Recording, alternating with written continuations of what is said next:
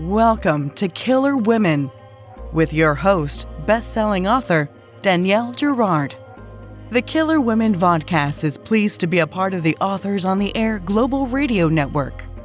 To learn more about Danielle and her books, visit her at www.daniellegirard.com, and to access all of our vodcasts, go to youtube.com/Authors on the Air. And now, Danielle's next killer woman. Hello and welcome to Killer Women Podcast. I'm your host, suspense author Danielle Girard, and my guest today is Audrey J Cole. Audrey is a USA Today best-selling thriller author. She resides in the Pacific Northwest with her husband and 2 children. Before writing full-time, she worked as a neonatal intensive care nurse for 11 years. Her 8th book, The Final Hunt, was released on June 7th, and it is a fabulous read. Welcome, Audrey. Thank you so much. It's so fun to be here. It's very exciting. Thank you. I'm so happy to have you. So before we dig in, can you give readers a little bit of the story behind The Final Hunt? Yes. So in The Final Hunt, Cameron is a dentist in Seattle, and the story starts out with her grieving the loss of her husband after he's been attacked by a bear on a hunting trip. And as she's sort of poring over old photos of them together, missing him, she stumbles upon these horrific crime scene photos and discovers that John, her late husband, was a serial killer. And that's chapter 1. Yes, it's quite a start. It's a very, yes. So then she... And then her life, it kind of unravels from there. So she really starts out, we meet her in this crisis moment. And the more she starts to learn, she realizes that the police knew about this. She thought she was going to go hand this information to them and that they would have been as shocked as she was, but it turns out that they had been investigating her husband for a very long time before the attack, and she just kind of continues to stumble upon more and more secrets as the book goes on. And we also learned toward the beginning that Cameron also had some secrets of her own that we get to uncover as the story goes along. And of course, once the town discovers that your husband was a serial killer, your dental business takes a hit. Yes. So she's sort of between a rock and a hard place. She has to figure out, how to get her life back, right? Yes. Which is, it's always the stakes of that are so high, and it makes always makes the book so propulsive, which The Final Hunt definitely is. I sped through it. So good. What was the inspiration? How did you come up with such twisted ideas? It's funny because most of my book ideas, I think almost all of them have come from like a true crime event where I can really pinpoint, or some true event that I read about in the news that triggers an idea, and you think, what if that happened to me? Like, how would I feel? Or what if that happened? But this book, I really can't pinpoint any sort of event or anything that that sparked it. I feel like I just initially came up with that first scene. I could just see Cameron in the hunting cabin, her late husband's hunting cabin, where she's there and the snow's coming down outside, and she's looking over their honeymoon photos, and then discovering that this man that she'd been married to for nearly a decade was not at all the man that she thought he was. And I think that just the thought of that just kind of creeped me out. And and then the rest of the story kind of came after that. But just that idea, I think of like, how well do you really know someone? Like, how, what if you were married to someone or super close to someone and you learned that they had these deep, dark secrets that you just knew nothing about? Yeah. And I think that would, I can't imagine much worse than maybe if your child was a serial killer, it would be worse. But if your husband, like, that you'd had, a life with, no. It's a great premise. It's super creepy. And no motivation better than that one, right? So one of the things that's also really cool about Cameron is she's a pilot. And she ends up going to Alaska, that's where the hunting cabin is, and she flies herself there, which I think is super cool. And you have another book that's called The Pilot, right? The pilot's daughter. The pilot's daughter. Okay. Yeah. And actually you are a pilot's daughter, right? Yes. So, yes. Do you fly as well? Is this in your blood? Well, this question that kind of makes me laugh. I think it would make my dad laugh too, because I've had 2 lessons growing up. And I think the only reason why he gave me the second one was just to kind of make sure that his kid was really this bad of a pilot. And I was. They were both horrendous. It was like, I don't know why he gave me that. I think we were both terrified when he gave me both lessons, but I think he just needed to make sure. And then it was like, yep, okay, definitely not for you. But he is a great resource to me writing plane scenes. And I do really enjoy that aspect and getting to make my characters pilots. And I think for me, maybe it's my way of sort of getting to, envision myself as a pilot without like endangering myself and anyone else and on everybody board. else. Yeah. I feel that way about medicine. I like to pretend I'm a doctor, but only in a book. So it's kind of the best of both worlds. Yes. And is your dad a physician? Yes. Right. So you have that kind of connection. Yeah. That's cool. Exactly. It is. It's really fun. And it's, and it does feel vicarious. And I think it's real, like a woman pilot. I know there's obviously tons of women pilots, but it's always really, to me, those kind of added details make Cameron more badass than she, you know what I mean? It's an extra layer of her, because also we don't really think of dentists as being pilots generally. It's not a lot of, it's not like that's her job, right? Yes. And I think it helps her when she has to transition into this sort of, vigilante world and go up to Alaska and find out, what was going on with her husband. It does work in her favor for that, being able to have a little more skills than because she has to fly herself there, and then she has to fly up there too. There's some stuff that happens where she's, without ruining anything, she has to pilot a plane up there too. Okay, so the book is set. They lived in the Pacific Northwest, which is also where you live. But the book takes us to sort of the far reaches of Alaska. And I know you did research for this book because I saw some of those pictures. So tell us about that. Yeah, that was really fun. I feel like Alaska for me has just always been really fascinating. It just seems so vast and beautiful and almost a little foreign, like to the rest of the lower 48. Just, it's just got so many things in wildlife that just seem, I don't know, so much bigger and scarier and stuff that we have down here, and also really beautiful. So I was excited to be able to, do some research and have that be for my book, but I also just really enjoyed it too. I know. So I had sort of, I knew some people. I was trying to figure out when I was writing this book, like, where is she going to go up in Alaska? It would be really remote and isolated and just really unique. And I knew some people that they'd lived in Tok, which is a town about like 1,300 people, and it's on the Alaska Highway, sort of between Anchorage and Fairbanks. It's pretty much one of the only kind of main stops, but it's so small, and it's just a really unique place. It's set with the Alaska Range behind it, and they've just got a little town center. They've got the Alaska State Troopers there. And it just kind of fascinated me, just the uniqueness of it, the remoteness. It just felt like that would be a perfect place for a thriller. And also, I just felt like if someone was trying to get away from something, that town just seems like it would be the perfect kind of a dark setting. So I started kind of, looking at maps and making calls up there to organizations. And then I think the farther I got into writing the book, I was like, I have to go up here. I have to, it's just so different from where I live. I was like, I need to walk around the town and stuff. So my husband and I flew into Anchorage and drove. It was almost 6 hours. And I was shocked at I guess this is just my naive, shocked at how much. Yeah, like it was really cool to drive it, because I think it's one thing to look on like Google Maps, but to actually go and drive and to see there was really hardly any civilization. Like once we got out of Wasilla for like 5 more hours, it's just wilderness, huge mountains and beautiful some glaciers.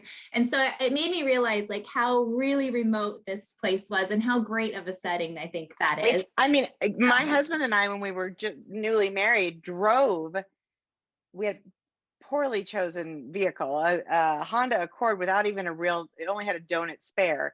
We drove from the States to Alaska, Oh, that's And so cool. I know it was fun. It was, and thankfully we did not, but we saw cars with like 4 spare tires on there. Oh, right. Yeah. And we had like a donut, but nothing happened. But it was Funny. hundreds and hundreds and hundreds of miles where, there's nothing. And it was, Yeah. I think that's right. And I think what's interesting in Alaska too, is it is a little bit like first of all, there's way more men than women, right? And it's a very hard place to live because it's in the winter, it's just dark, right? I mean, they have what, like 3 or 4 or 5 hours of sunlight, so, and in reverse in the summer, of course, there's no darkness, so it's like it is a different, many extremes. Yeah. Exactly. So I loved it. Yeah. I love the experience of it. I think it is kind of one of those places there's really, I'm sure parts of, Russia are like that, but there's not a lot of that kind of thing anywhere else in the United States anyway. Yes. So that is fun that you got to go there. Yeah, it was really cool, really fun. And just, I feel like it was, kind of getting to walk around in Cameron's shoes a little bit as best I could. But yeah, just talking to the state troopers, they were really nice. And I went to the local bar, the diner, the library, just get a feel for all that stuff. And I think that's so much more fun too than, you can look at Google Maps or, sometimes when we try to do research online, I feel like it's just not quite the same as actually going and seeing for yourself what life is like, because it's almost a different culture too. Right. No, I think it so is a different culture. And I think, there's a bar scene in the book that felt very authentic. And I think the opportunity to speak to the law enforcement, not only does it give it authenticity, but I think it also, I mean, like you, my law enforcement in my books are good. They're the good guys. I try to write about, so you want to give them the respect and write it as realistically as possible. And there's nothing that replaces really, talking to them, And they were so nice. And I was like really shocked at, I sat down and asked them some questions in their like state trooper's office, and the range that they serve is huge. It's like 300 miles. And they were telling me that they have radios, but a lot of times when they go on calls to like some village, really rural, that their radios don't work. And I was like, oh, that sounds really dangerous. And they said, well, yeah, it can be. And so they have a satellite phone, I guess, that they can text with, but there's about a 5-minute delay. So they're really on there and they go on their own to these calls. So that was really fascinating. I think just such a different world that they serve such a huge area. Right. So, and I think, like you said, I mean, there's no backup. I mean, if you're in an intense situation, it's just you. Wow. Yeah. So that was really impressive. I think just to hear what they do was pretty incredible. Yeah. And I bet they must travel hundreds of miles a day in their I think so. Yeah. Yes. Yeah. Because I think they're about 6 hours from Anchorage, and I think almost 4 hours from Fairbanks, which that's kind of their closest big city with, all of that stuff. So yeah. So it was cool. It was interesting. Yes. Very different than, kind of what I'm used to. Right. What most of us are used to. Yes. Exactly. So, that's cool. I'm glad. I mean, and plus the opportunity, the opportunity to go to Alaska was hopefully you didn't go in the dead of winter. Well, we went in November, so it was just before. Yes, I think it was -11 maybe when I was in Tok. But what was weird is that there was no wind, so it didn't have a wind chill factor. And I don't know if that's their normal weather, but in a way, it wasn't that bad. Like when walking around after a half an hour, I would kind of realize, oh, I think my legs are numb. I need to go inside.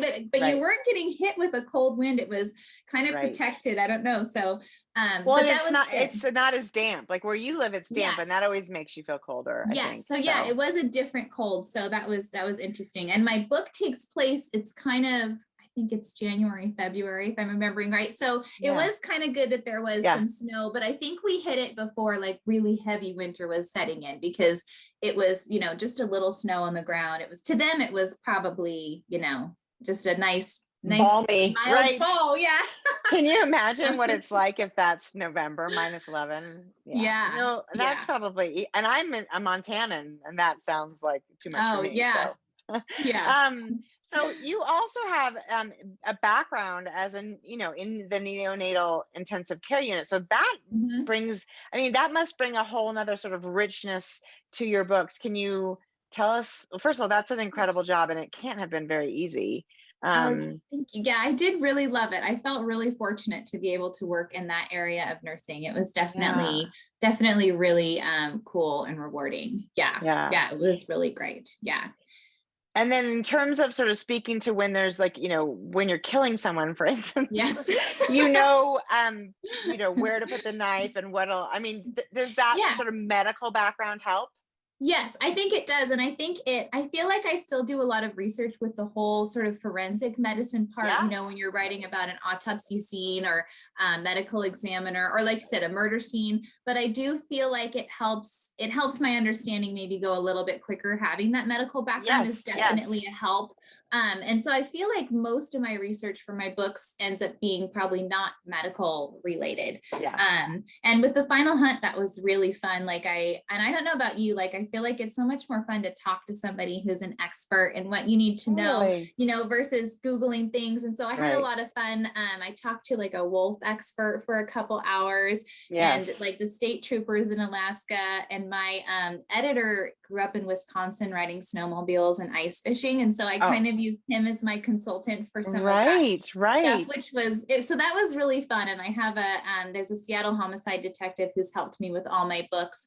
And so that's kind of fun too, to check in with him and to see. That's amazing. Having those resources is so, Yeah. So and so that's really great. And he even reads my books. And so afterwards, sometimes he'll say, that's a captain, not a detective or whatever. So I feel like each book I'm getting, which is great. I get a little bit better. So that's and cool. This is your 8th book. So you're you're not a baby newbie anymore. But you're, so tell us, if, I imagine, sorry, my little thing keeps flying out. I feel like a fair number of our listeners are sort of interested in the process of, getting published and going through that, and how many, how many books did you have to, write before you got your first one published? And tell us a little bit about your journey. I think, so my first book was definitely the hardest to write, which maybe that's for all of us. It took the longest. And then, and so I did a lot of learning about, the craft of writing and creative writing during that process. Sort of as I was writing that book, I went to a conference, got an editor. So that was great. I feel like I learned a ton writing that first book.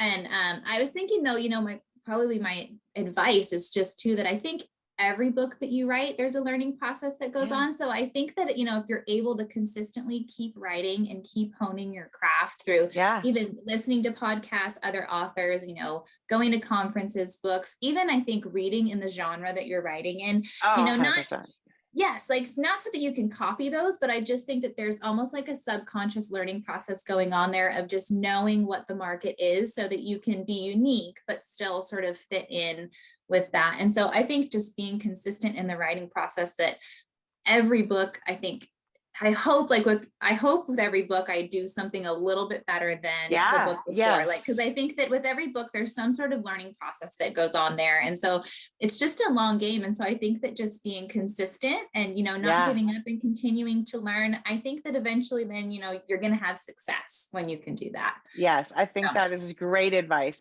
And the learning from any source that's available and listening to, other authors talk about their journeys and their process. But I do think there's something, not even just kind of what the market is doing when you're reading books, but I often find I'm reading a book and I'm like, oh, wow, look at how this author unveils this moment or leaves us thinking, or it's just I'm learning, and I'm, 15 books in, I still feel like I'm like, oh, wow, that is so smart.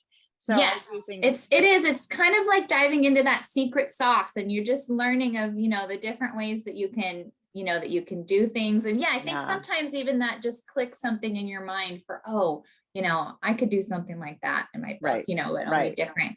But and I know you're a big reader too, and I need to read more. I I feel like sometimes it's hard balancing the writing and the reading, but I do definitely feel like it helps. Like, I almost think that, when you get in a groove of reading in the genre that you're writing in, I kind of think my writing days are a little smoother because it's almost kind of that language is in your head, just that. There's only one time of a book where I feel like I really struggle to read, and that's sort of the first sort of like 50 to 75 pages, because I feel like anything else, I need to sort of like live with my own story 24/7. Yes. And after that, then I can get back to reading it. And also, we talked about this a little before we started the interview. I mean, your kids are young, and my kids are out of the house, and I did not read, I mean, my first book came out when my daughter was 8 months, and now she's 22. And I can tell you, I read a lot less when,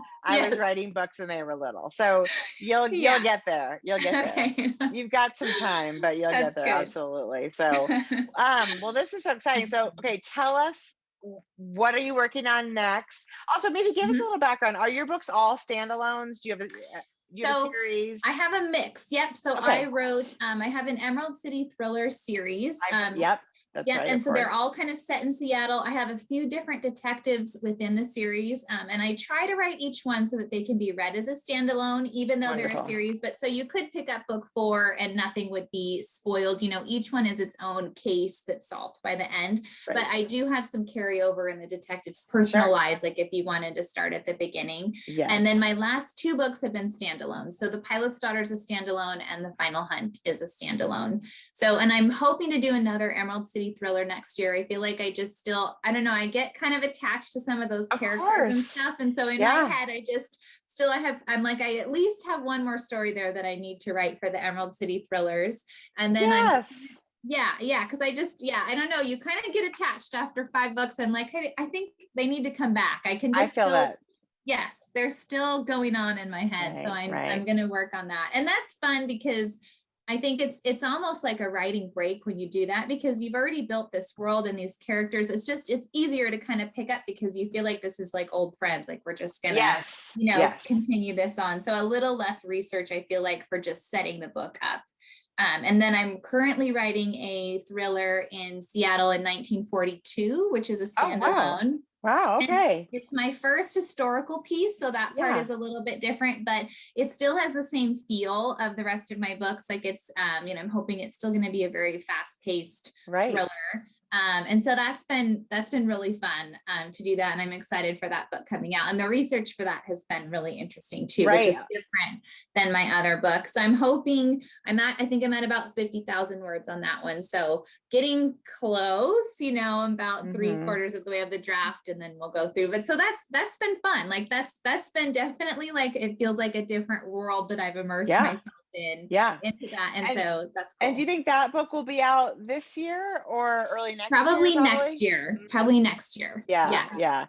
I know I feel like it's taking me a little longer, and maybe it's the pandemic that made everything a little, but of course you had kids at home, which would have made everything a whole different ball game. So, but and I'm trying to, I feel like I used to really rush to get the book out, and now I almost try to work a little more ahead so that you can have more time to plan everything out and your launch and get everything going the same. So I'm trying to kind of do, and I think that's more of like a traditional publishing model too, where you have time to get some reviews out and all of those things, audio, and get all of that set up so you're ready to roll. So I'm kind of trying to force myself not to rush the launches. I think the book benefits, right? I feel like a book benefits when it sort of. And I think that's actually another piece of advice that I would add for aspiring authors is, I'm an impatient person. And so I was like, I want this book out. I want to be done. On to the next. But I think taking it a little slower actually really makes the story a better story, because you just have time to really think through all of it, all the parts of it. And so I think that's a super important thing. Now, the 1942 book, does it have a title yet? Only One Lie. Okay. I love it. Okay. Yes. So we will look for Only One Lie to come out 2023. Yes. And hopefully another Emerald City thriller as well, which will be The Fairy Killer. Oh, The Fairy Killer. So what's the title of the first Emerald City Killer? The Recipient. Okay, The Recipient. Yes. So yes. many books. So now that we've like thrown out all these titles and it'll be impossible to remember them all, tell us where, what's the best place to go to find out about all of your books? Where are you on social media most active and all that kind of thing? So my website is audreyjcole.com, and my handles are the same. So I'm on Instagram at Audrey J Cole, and then also Facebook at Audrey J Cole. Okay, wonderful. Yeah. Well, this was such a fun read, so fast. I mean, I almost feel like it's summer read, a winter read. It's one of those that you're just going to pick up and sort of fly through the pages. So thank you for sharing it with me. Yes, and, thank you so much. Yeah, thank you. It was really fun. It was so fun. So, and this has been the Killer Women podcast with our guest, Audrey J Cole. I am your host, Danielle Girard, and you can find me at daniellegirard.com or Instagram at Danielle Girard Books and Facebook at author Danielle Girard. For some reason, I always have to think about that a little harder than I should. So again, thank you for joining us today. Thank you for being here, Audrey. Thank you so much. This was great. Until next time. Bye. Okay. Bye.